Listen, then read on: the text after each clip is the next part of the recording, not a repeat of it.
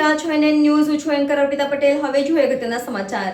આજ રોજ Athwa police station હદ વિસ્તારમાં મકાઈ પુલ ખાતે માનનીય સુરત શહેર પોલીસ કમિશનર અનુપ ગેહલોત સાહેબના રામનવમીના તહેવાર નિમિત્તે બંદોબસ્ત બાબતની સરપ્રાઇઝ ચેકિંગ અર્થે પધાર્યા. તે દરમિયાન સમાજસેવી ઝુબેરભાઈ સોંડાવાલા, રમેશભાઈ ગોહિલ, ઇકબાલભાઈ બાપુ, શૈલેષભાઈ ખરવર જેવા આગેવાનોએ માનનીય સાહેબનું શાલ ઓઢાડી સ્વાગત કર્યું.